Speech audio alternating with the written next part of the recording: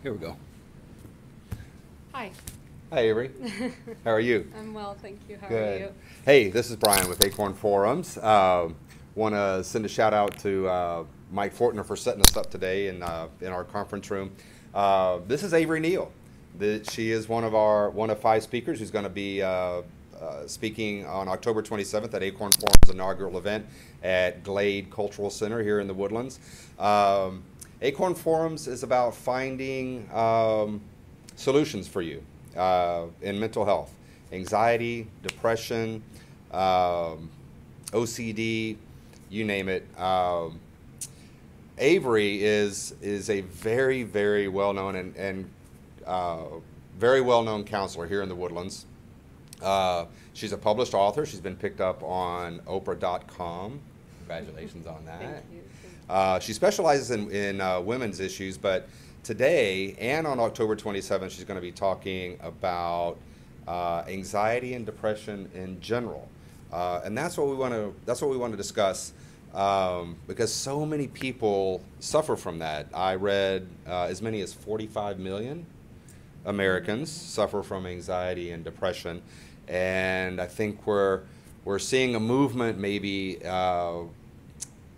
in America where it needs to come to the forefront. We need to start putting it on the table. We need to start having larger discussions. We need to try to remove the stigma of anxiety and depression, but it's understandable why, absolutely. But until that day comes, Acorn Forums wants to bring inspiring people to you, people who are knowledgeable with mental health issues. And one of those is our Woodlands' own Avery Neal. Well, Welcome. you. Thank you so much for volunteering. Thanks so much for being here today. Sure. The cases that you see in your office, where do most of them stem from? What causes this buildup? Because we weren't born, as we were discussing earlier, we weren't born with anxiety and depression, right? We were born in love. We were born in peace. This is a building. Why does it happen to some people and not to others? Sure.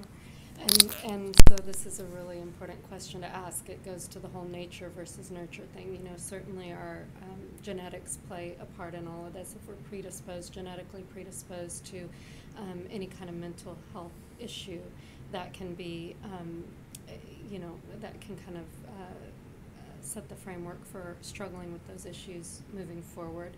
And then certainly if we have any kind of past trauma, any kind of relationship issues with our family of origin, if we're not raised in a supportive, nurturing environment, those things can definitely trigger depression or anxiety. Excuse me. I think as you were talking about how prevalent depression and anxiety are, I was going to say that anxiety is actually the #1 Googled mental health mental health condition in the U.S. Really? Yes. No doubt. So I this have no is doubt. extremely common, and I almost think that anxiety is becoming a common word that people use because it is. So many people experience it. I mean, we live these incredibly fast-paced lives. There's a lot of pressure to do more, to be more, to have it all, to, be all we can be, and then some. And there are only 24 hours in a day. So, that's a lot of pressure, that's a lot of stress that a lot of us are feeling. So. What do you hear the most? Is it work is causing me so much stress? My marriage is causing me so much stress. My kids are causing me so much stress, or my parents, or I'm not getting to the gym, or what do your patients, what's the common denominator on all this, if there is one? All of the above. Really? Yes. For most of us, it's a cumulative effect. So,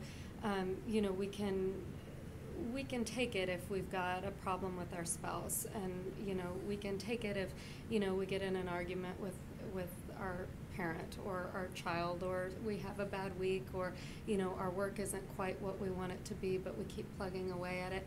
But what happens is that over time, the more these issues are not addressed, and the more of them we have, that becomes a problem. That becomes a bigger issue. So then we start to see sort of this sense of helplessness, this sense of powerlessness. Our lives don't look the way we want them to look, or our relationships aren't what we want them to be. And that becomes much heavier. That becomes more burdensome. And over time, that can definitely contribute or cause depression and anxiety. When someone comes in to meet with me, I want a family history. I want to know, what kind of patterns they experienced as a child, what kind of patterns of communication they're used to. Did they have an open family system where feelings and thoughts and ideas were openly discussed and there was little criticism and judgment? Or was it a different environment that was a little bit harder to navigate, were feelings even allowed?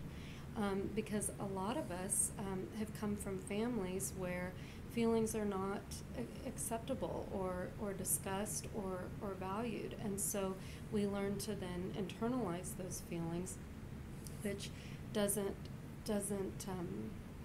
it certainly contributes to depression and anxiety over the long haul. I'll say that. So you're 45 years old, and you've been doing that all your life. Mm-hmm. What I read and what I've studied and what I talk to some of the people I counsel is that they've been doing it so long that it just seems normal. Yes. And they don't even realize that there's another way. They don't even realize that it's okay to express. Yes. Yes, yeah, or nay?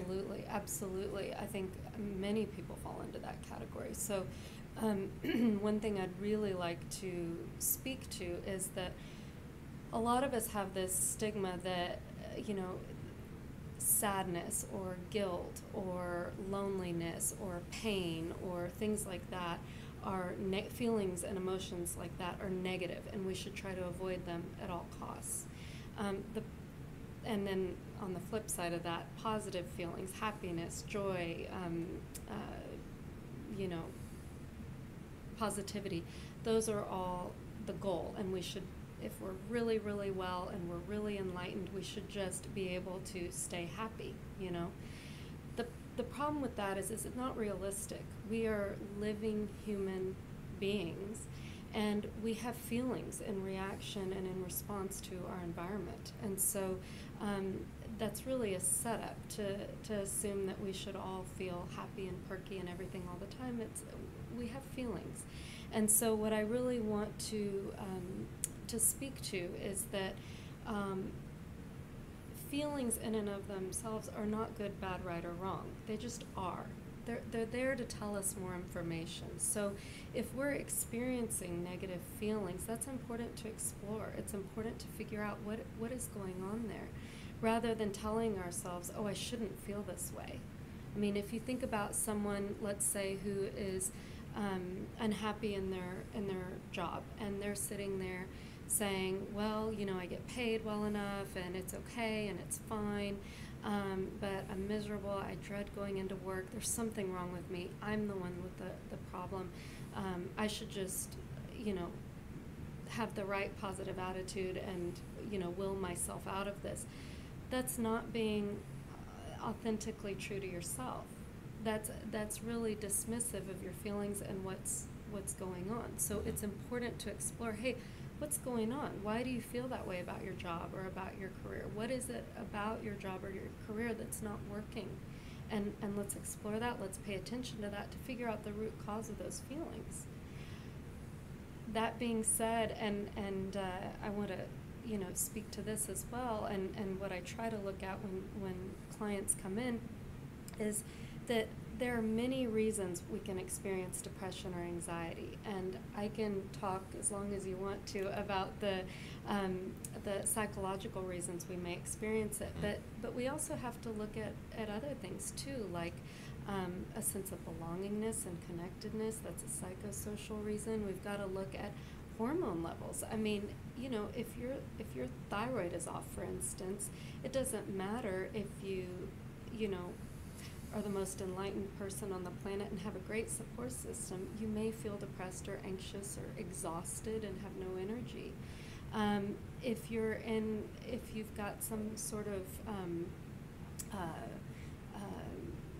issue that's chronic and ongoing, some kind of stressor that's prolonged and difficult, that can contribute as well. So, and then the other thing is a huge percentage, 95% of serotonin is produced in the gut. So if our gut health is off, and this is something that is exciting that it's now on the forefront of medicine, and it's really, there's a lot of research now looking at the gut microbiome, and if that is off, that can absolutely cause and contribute depression and anxiety. I did read something on that, yeah. And a good friend of mine told me about that as well. It's fascinating. So as we learn more and as we understand more, I mean, another factor is just the amount of time we spend in front of our screens.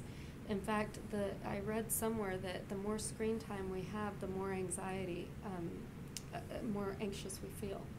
So, you know, we've got a lot of contributing factors going on that can lead to depression and anxiety or anxiety. And so I think it's important to look at all aspects, not just one. You know, we want to look at each person as a whole and what's going on in their surroundings. Right. I read that sometimes, and I hope you can hear this. Sorry for the amateur setup here. But I also read that sometimes if a past event, let's say, sometimes it's one event or two events that keep people stuck, and they can't release that one event, and they play that in their minds over and over again, even if it happened 40 years earlier. Absolutely. I've read where sometimes you can just simply change the meaning of it in your head. All the meaning that you've held on to for all those years can just be flipped. And it's like, no, it actually didn't mean this. It didn't mean you were unworthy or you were bad or that you weren't loved. Yes. It just meant that was just how you took it.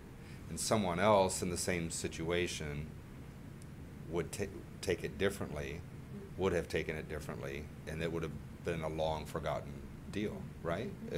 Absolutely. So, you know, I think you're talking about reframing, where you look at the same situation and you reframe it in a way that isn't so painful.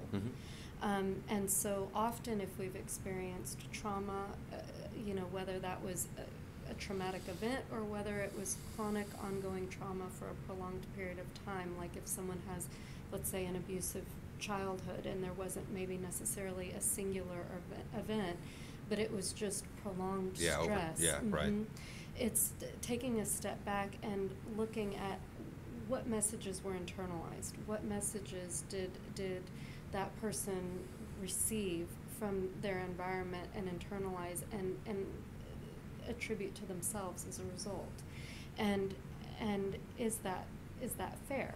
You know, so looking at the situation with a little bit more objectivity, and then having compassion for what you've endured and what that person has endured and experienced, and connecting with yourself on a more compassionate level. That's very difficult for a lot of us to do because we're sort of wired to sort of blame ourselves and find fault with ourselves, be critical of ourselves, and kind of say, you know, I need to get over this, you know, snap, get over it, get off of it. But that doesn't address the the deeper emotions behind it and Yeah. the deeper feelings. Those you cannot intellectualize those feelings. It can't be done. Right. So you've got to look It's at it already at a worn into feeling. the subconscious. But, Yes, yeah. you've got to look at it at a much deeper level. And this is where, if it is a childhood issue, for instance, inner child work is very helpful and very healing to do, to explore, to start to learn to have compassion for yourself and that child who experienced something like that. Same with trauma work. You know, any kind of trauma is important to work through on a feeling level and on a visceral level. You know, often we carry in our bodies that trauma long after the threat is gone. And so doing some work around feeling safe, feeling secure, the danger and the threat is over, and learning how to treat yourself kindly and compassionately afterward is very important. Yeah, awesome. What have you found, if anything, outside of counseling and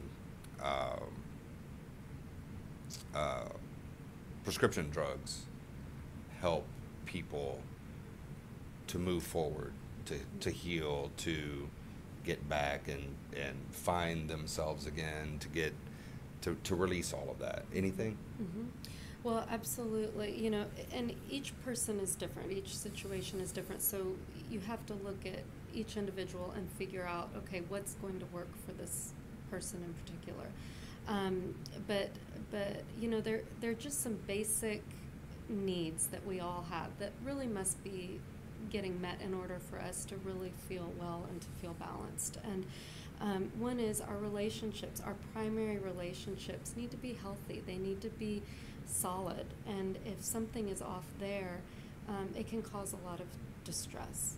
Another thing is a sense of belonging. We all need, we are social creatures. Human beings are social creatures. We all need that sense of belonging. And so if we don't have that, if we don't feel that we have that in our lives, that can create a lot of loneliness and depression.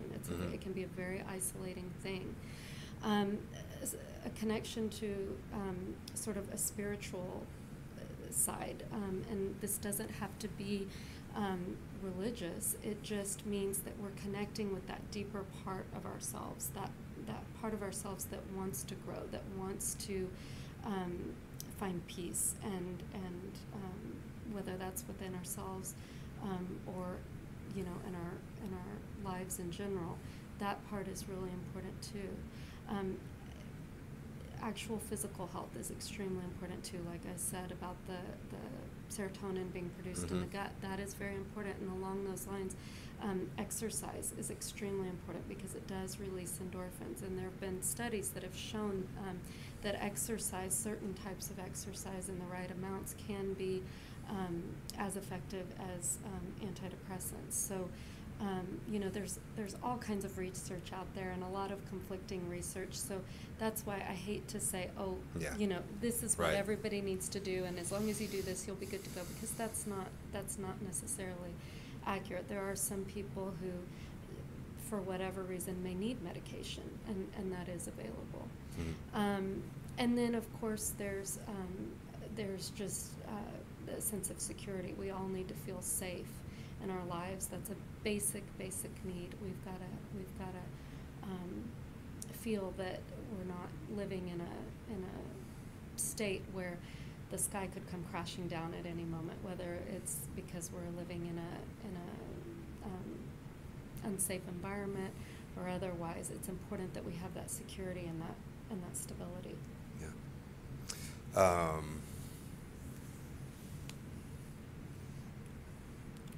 Biggest word of advice that you can give somebody watching about their anxiety or their depression or their low self-esteem?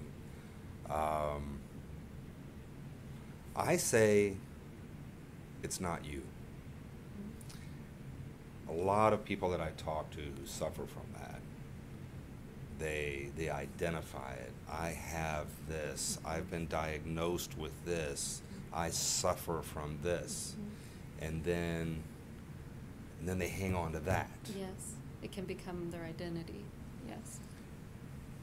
What can we give people to get off that? Sure. You know, one of my heroes recently deceased, Claire Wineland. You heard of her? Mm-mm. She had cystic fibrosis, lived to the age, I believe it was 21. Didn't live her condition. And she was an amazing woman, passed, I think about a week ago. But she was inspiring in that she lived in a hospital, but her spirit was not in the hospital. How does that work? Mm-hmm. Well, it's this. How does that work? Man's Search for Meaning and Viktor Frankl and all of that. So, yes, I mean this. What you're talking about is an ability, an extraordinary ability to sort of separate oneself from their condition or their environment if it's negative. And to be able to sort of tap into that deeper spiritual self that I was just referring to a moment ago. And that is an amazing, beautiful thing when someone is able to do that. I think it's important for people to realize that there is no shame in having depression or anxiety or some other condition. And, you know, there is a stigma that if we can just will ourselves out of it, that everything's going to be great. And that reinforces the sense of shame that a lot of people feel when they can't think their way out of the depression or the anxiety. Yeah. And so that's why I really want to speak to go with the feelings, explore them. What are they telling you? And look at that and figure out what needs to be done to make your life more what you want it, what you need it to be. Because the more empowered we feel, the less helpless we feel, the less depression and anxiety we're going to experience. We have got to feel like we're in charge of our own lives. We've got to feel like our lives are what we want them to be, or else how would we not feel anxious? How would we not feel depressed? Yeah. You know? We've all got to have that sense of, hey, I'm in charge of my own life here, and there's some things in it that aren't working. It may be difficult to try to fix those things. I mean, some of it can be really challenging to fix, and so we tend to shy away from it if it feels insurmountable. But it's important to not shy away from it, but to get honest with ourselves and to be honest with ourselves. What's really going on here, and what do we need to do to take charge of it? Yeah. I love what you said, and something that's near and dear to my heart, and for everyone who works at Acorn and who has worked at Acorn, is the shame. The shame about it all, I think, exacerbates it 100 times, 1,000 times, 1,000,000 times. Trying to handle it on your own is the worst. Feeling alone in it just prolongs it, and that's why we are creating a forum around, we're going to say, mental wealth. How's that? Oh, I like that. Mental yes. wealth. I don't know if it's ever been done before. If I'm plagiarizing, I don't know it, so I'm going to go with that. It's an original thought. But that's what we want to do. We want to build not only a network of members who can be authentic and who can come and talk about it. And I mean, these issues that stem from our childhoods, anxiety, depression, codependency, oh my God. I mean, so many people don't even know they have it until it's like somebody says it. Narcissism, OCD, all of these things stem from something that may have just been missed. Maybe it was one event, or like you said, maybe it was a prolonged exposure to something that grew, that rooted, that seeded something that made you grow into one characteristic or one way of thinking or another. Sure. So we want to get to that seed. We want to get to that seed. And amazing people like Avery and our other 4 speakers coming up on October 27, we're gonna speak to this. We're going to either bring you people who will inspire you, who will keep you inspired every single day, and we're gonna talk about mental health and mental wealth while we're doing it. So come see us on October 27. We would love to have you as a member. Feel free to call us anytime. Our number is posted here on the screen. The first thing you get with Acorn is an ear and a hug and a little bit of love, because what you're suffering from is not who you are. And we're going to see past that, and we're going to try to get past that. And we're building a network with people like Avery and so many other people, spiritual healers, people like Victor Escalante, who's a neuro-linguistic programming practitioner, all kinds of people. Because as multifaceted as your issues are, it's going to take a multifaceted approach. And like Avery said, exercise is going to have to be one of those. And our other speaker, Bethany Chrisley Hope, is going to speak to that. And she overcame her depression through exercise, fitness, nutrition. So please join us. Invest in yourself in some way. Please get some help. Call us. We would love to talk to you. Avery is another one of our do-gooders. And we love people too much to let you go, to let you drop, to let you continue to suffer. This is Avery's book. Plug. She's volunteering all of her time, and she's such an amazing counselor, amazing woman. This is something that men and women both could read. She specializes in women's issues, but this goes for both men and women. If he's so great, why do I feel so bad? So where we're in a relationship and we just keep putting up with it, is that what the book is about? The book is about recognizing and overcoming and healing from subtly aggressive and controlling relationships. These are relationships that are not obviously abusive in nature, but they are emotionally abusive. So my goal in writing this book was to bridge that gap between those who are in fact in an abusive relationship but don't, psychologically abusive relationship, but don't know that they are, and they don't know to utilize the resources that are available to them because they haven't identified that, the obvious markers of abuse are not being met. The name calling, the physical violence, anything like that may not be happening in their relationship. So the word abuse doesn't even come to mind. And so the goal with this book was to sort of outline and describe patterns of behavior that are abusive in nature, but they're just subtly abusive. Very interesting. And a lot of people don't even know it's happening until it's pointed out. Depression and anxiety are common, and a loss of worth and loss of self-confidence, diminished self-esteem, all of those are quite common in relationships like this. Right. Awesome. Thank you so very much. All right. Thank you for having me. It's such a pleasure. All Hope right. you enjoyed our interview today. Give us a call, Acorn Forums, 832-892-9220, or